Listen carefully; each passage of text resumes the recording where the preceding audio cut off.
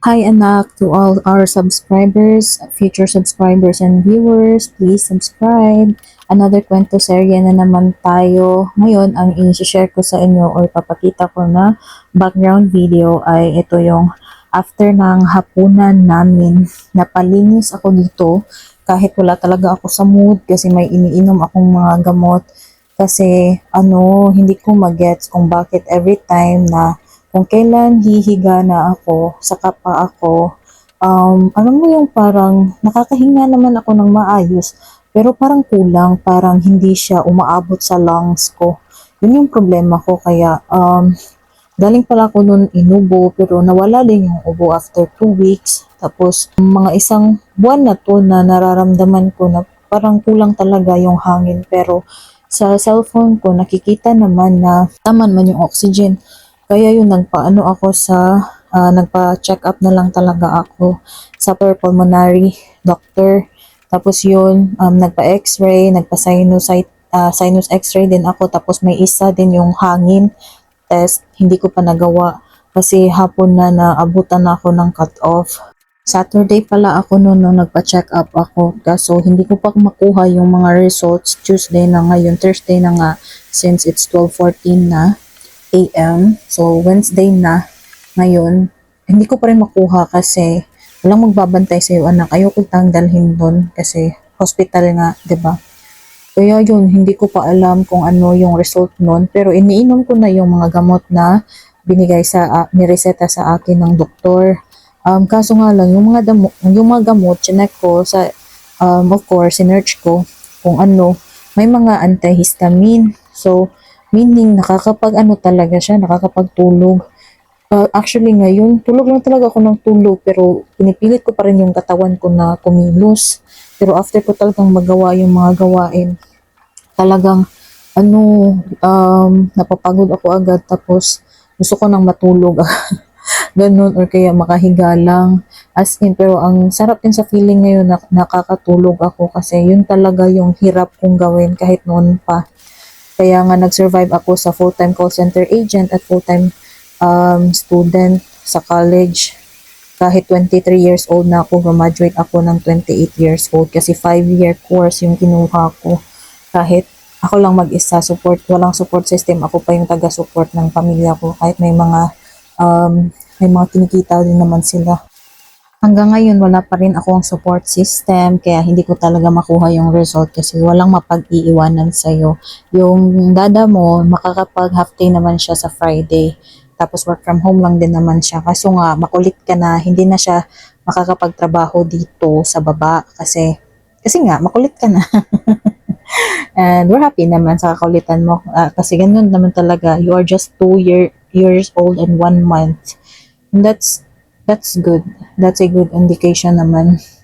Pero moving on, wala talaga ako sa mood dito maglinis. Kaso nga lang, pinatulog kita, mabuti na lang at maaga kang natulog. 7:30 pa lang natulog ka na.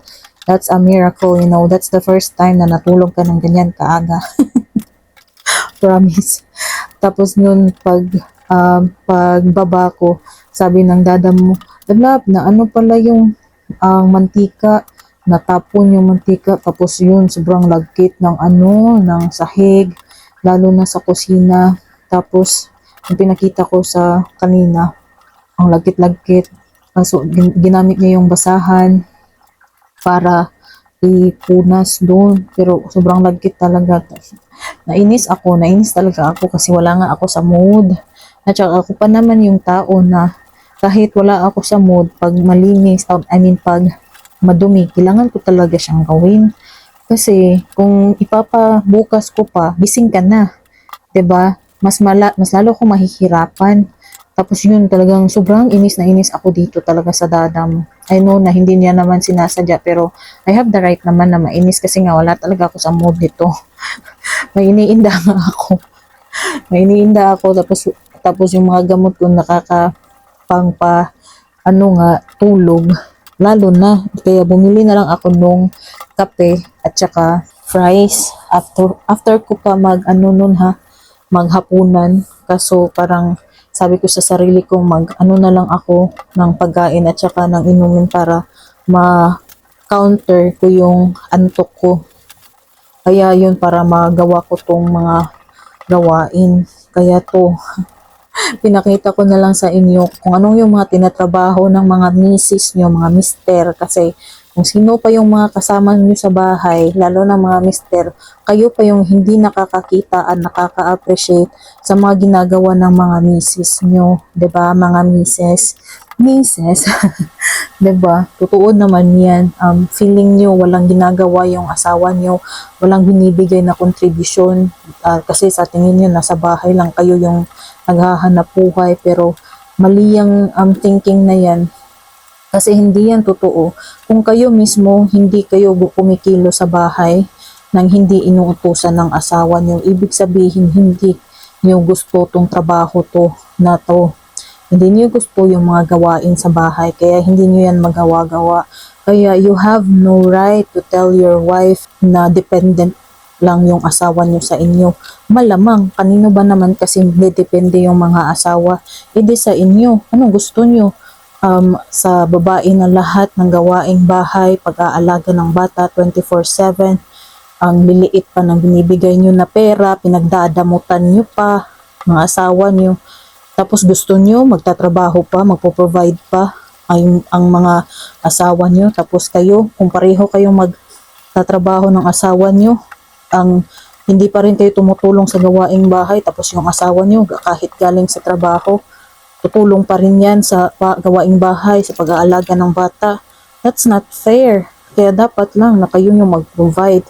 Kaya I really hope na kung anak ko, ikaw anak, ititrain talaga kita sa mga gawaing bahay, kasi yan talaga ang hate na hate ko sa dada mo. Yes, I'm not the type of person who would tell lies about other. I'd rather tell the truth than to lie. Okay? And I'm the type of person na ang prinsipyo ko, kung gusto mong baguhin ko yung mga sinasabi ko sa mga tao tungkol sa'yo, baguhin mo kung ano yung mga kailangan mong baguhin na mga nirereklamo ko sa'yo. Okay? Kasi hindi ako gumagawa ng mga kwento-kwento lang. Kaya ikaw anak, i-train talaga kita na matuto ka sa mga gawaing bahay. Hindi porket lalaki ka. Gusto ko na sa gawaing bahay, normal na lang yan para sa'yo. Ngayon, kung makakahanap ka ng babaeng tatamad-tamad sa gawaing bahay, problema mo na yun. Kaya payo ko sa'yo, make sure na kung ano yung pinapakita ng babae sa'yo habang girlfriend lang kayo or boyfriend na status, make sure na kung ano siya sa'yo, ganun din siya sa loob ng bahay nila. Kasi dyan ako nabiktima. Dati kasi yung dada mo, ang taas ng initiative nung nag-live-in pa lang kami niyan. Yeah, we're once fornicators and I'm not proud of it. And na-amaze ako sa kanya kasi pag naghuhugas ako ng plato nun, automatic siyang nagluluto. Pag naglalaba ako, automatic siya kinukuha niya sa sampayan. Minsan, niya, ano bang tawag ng Tagalog? Fino-fold niya. Tapos, yung hindi ko na inuutusan, kahit na pangit-pangit ng pagka-fold niya, na-appreciate ko pa rin. Kasi at least, kinuha niya na sa sampayan. Pero nung tumagal na, lalo na nung nagkatrabaho na siya, mas malaki yung sahod niya compare sa akin, doon na siya nagbago. Lagi ko yan sinasabi sa kanya na nagbago ka na. Parang lumaki na yung ulo mo, hindi ka na nakikinig. And of course, defensive yung mga yan. Defensive, may mga lalaking ganyan, napaka-defensive. You're trying to tell them that they've changed, and in return, iisipin nila na sinasabi mo lang yan, na iniisip mo lang yan. Pero yun naman talaga ang totoo. Gusto mo lang sabihin sa kanila para maging aware sila sa sarili nila at para maging aware din sila sa mga ginagawa nila against their wife, 'di ba? Kaya ganun anak, pakinggan mo yung sinasabi ng asawa mo kasi walang mas nakakakilala sa iyo kundi yung asawa mo lang. Yung ako bilang magulang mo, as my experience, hindi naman yan kilala masyado yung papa mo ng mga magulang niya kasi nga kami yung magkasama 24/7 dito sa bahay. I appreciate the things about your father, yung sa pagka-thoughtful niya, sa pagiging provider niya. Pero there are things pa rin or attitude that he needs to improve. And one of which is yung pakikinig. Yun talaga yung problema ko sa kanya. Ayun, yung makinig.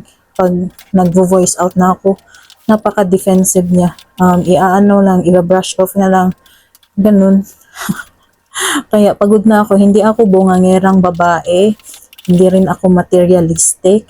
Kasi yung mga hinihingi ko naman sa kanya, hindi naman mga alahas, mga mamahaling damit o kung ano. Ako nga lang bumibili ng mga damit ko eh. Puro pa sale yan. Yung iba online lang. Obvious naman sa mga, kahit sa mga old videos ko, nakikita nyo naman na simple lang yung mga gamit ko, yung mga damit ko. Kasi simple talaga ako. Wala namang nagbago kung ano ako. No, bago niya ako nakilala, ganun pa rin ako.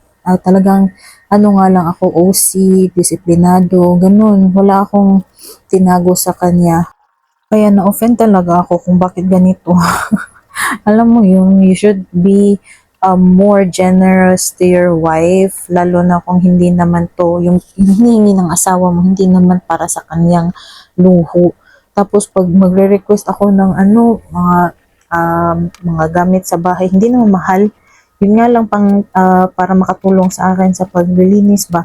Dahil nga hindi niya siya marunong maglinis, hindi siya sa mga gawaing bahay. So, syempre, para sa kanya, hindi yun importante. Pero para sa akin na stay-at-home mom na importante yun. Tapos, minsan tatawagin pa niyang luho. Minsan sinasabihan ko siya na, will you please mind your words? Think before you speak. Kasi, yun yung problema ko din sa kanya, yung basta may sasabihin lang siya na nakakasakit. I am aware naman na sometimes he didn't mean it, pero that's the point, kaya ko nga sinasabihan siya to correct him, not humiliate him. Ay nako anak, I will train you talaga na wag mong gawin yan.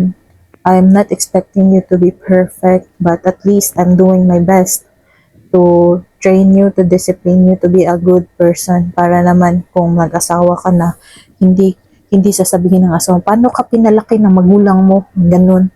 Paano ka dinisiplina ng mama mo? Kasi ganun talaga, 'di ba? As a stay-at-home mom, kung tayo yung nasa bahay, we are responsible to the upbringing of our children kasi tayo nga yung kasama nila 24/7 habang yung husband natin ay naghahanap buhay. Kaya 80% tayo talaga ang ma-blame niyan. Kaya in case na nag-asawa ka na, nakita niya to, yes po, tinrain ko po yan. Kaya kung tatamad-tamad yan sa bahay nyo, hindi ko kasalanan yan. Baka, masyado mong binibaby. Anyway, I will be a supportive mother-in-law. I promise that. Kasi ayokong ma-experience ng mga tao yung mga pangit na na-experience ko. Ayoko kasi sa excuse ng iba na porket ganito yung ginawa sa kanila, yun din yung gagawin nila sa iba. And I don't like that. Kaya nga kahit ang pangit na family na kinalakhan ko, hindi talaga maganda yung environment. Talagang hindi ko yun ginawa sa relasyon namin ng papa mo. Yan talaga yung sinasabi ko sa kanya. By the way, I would like to show to you the result. O diba? Let's appreciate it. Charing. And yes, talagang ito na din yung refrigerator kasi talsikan. Matagal na din yan, guys. Ako din pala yung ng exhaust na yan. Plano ko rin mag-build ng cabinet yan. And ito pala, 11:26 na, mga mare. Pero, yung ginawa ko? Hindi ko pa kasi ininom yung gamot. Kaya nakasurvive ako. Ang ginawa ko, nagpalit ako ng casing ng cellphone ko. Kasi, itong anak ko, kahit binilhan ako ng casing ng husband ko, yes, binibilhan niya naman ako minsan pag nagre-request ako. Tapos, yan, ang problema, itong si Sile, 8 months pa lang, pagkagising ko, wala na nasa labas na yung phone ko, tinapon na niya, yan, nagkabasag-basag. I thank God na yung pieces na yan, nakita ko kasi nililinis ko lagi yung foam. Kaya thank you Lord so much for the protection and we love you. Mwah. Thank you all for watching. Please subscribe.